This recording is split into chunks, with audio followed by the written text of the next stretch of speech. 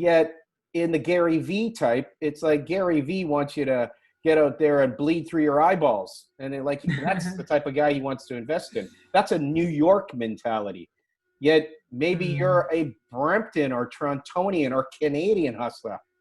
Do you think the New York and Brampton like just way of thinking or way of executing is different? Like are Brampton hustlers or Toronto hustlers or Canadian hustlers different from US hustlers? Do you think there's a difference in there?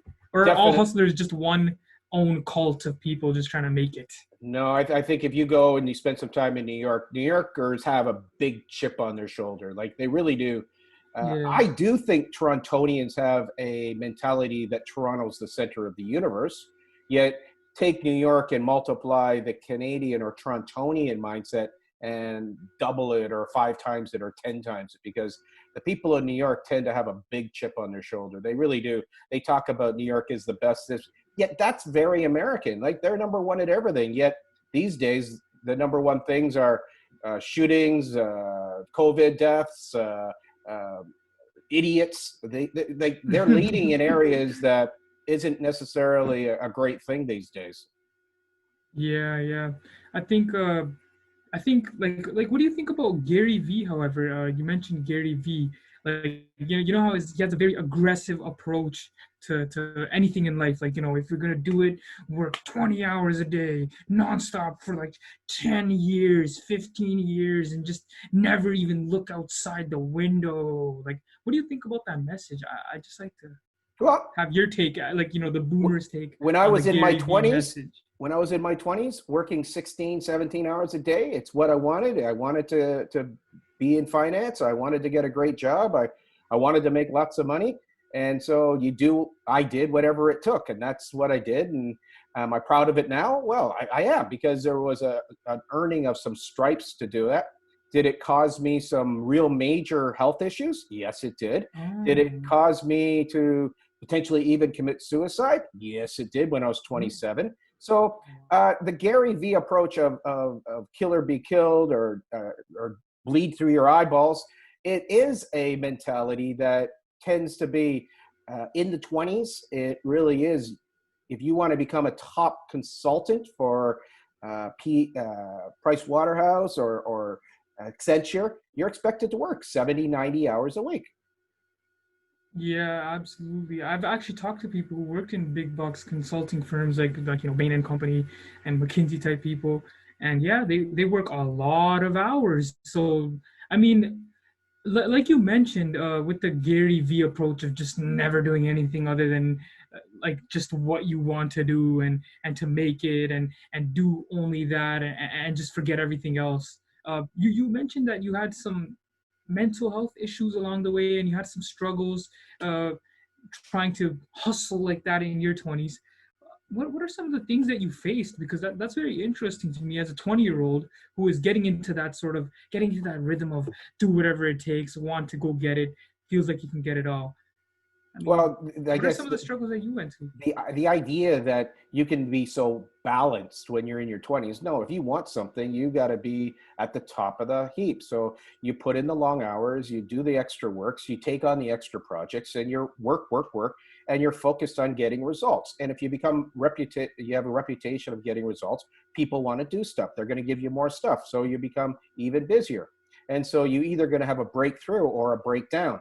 And so I had some breakdowns, whether it's a breakdown being an alcoholic, whether it's a breakdown of being violent, whether it's a breakdown of stress. I would call it, would be these days, it is classified as corporate post-traumatic stress disorder. I was working in a Mm, bullying environment. I was bullied. I wow. fought the bully. I actually called up Wow. the bully and got him moved out. Yet it wasn't a pleasant experience. And I was very lucky that I had a great friendship, a network that supported me, and they did meet him, the bully, and they were so surprised that he was the bully. Yet in the Wow. office, he bullied, and that's the way that he got promoted probably 3 or 4 times, because in a male-dominated toxic environment where masculinity is bullying, that unfortunately, if you go look around the boardrooms of the the top 500 companies in the world, you can probably pick out the bullies very quickly.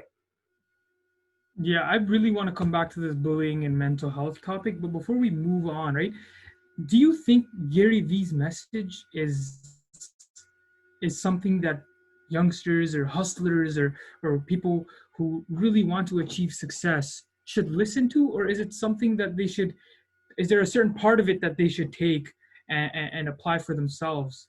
I mean, someone like me, should I listen to Gary Vee, or what part of Gary Vee should I listen to? Well, again, Gary Vee's strategy is quite fascinating because on the one hand, he is throwing out that go, go, go attitude. Yet then if you listen to him, he's got his compassion, he's got his kindness, he's got his team type of mentality. So it's a little bit of a show. And I believe that you're doing this extreme. If you're in social media, you're doing these extreme things. You're throwing out these carrots, you're being bombastic, you're creating a character. And I guess most of the things on social media these days are caricatures. And so these caricatures of Mr. Ultra Aggressive, Mr. Rambo guy, well, come on. Gary V's no Rambo. Like, come on. If you put him up against any of the military guys, put him against Jocko. Jocko would have him down and out in probably about 2.5 seconds, right? So you have real guys who've gone through real experiences in battle, and then you got a bunch of mouthy, yippy New Yorkers that yip, yip, yip. Mhm. Okay. And so which one do you want to be? You can be your Yeah, authentic self. I think Gary's got a great message for some people. Yet if he takes it to the yeah, extreme where someone just listens, he'll probably have a lot of people committing suicide. yeah. I think one thing that makes Gary Vee very memorable and like just just stick out to the hustlers is his vocabulary. The f s this f that. The vulgar tones and all that stuff. I think that's what really attracts people like me as a hustler to him, because it really shows out his hustler side. But as a boomer, what do you think about that? Because I think that's one area that he gets uh, praised for the most and criticized for the most, that I And that, see all over, social media. well, you're asking some really Yeah, what do great you think questions about today, that? by I the way. mean, Fantastic initiative. You got some great thank you, questions thank you. today. And again, he is a social media character. So he wants to be polarizing. So Yeah. using lots of swear words, which again, I've been there and done that. Like I used to be an ice hockey player and I used to be a bond trader and I'm very used to F this, F that. And it was part of the vocabulary and it still is. Go to any trading room and you'll still hear these, usually these pretty geeky guys who are feeling like a master of the universe and they put on they know how to do options pricing strategy so they can be an arrogant asshole to other people. And that's something that I believe corporate society is now changing.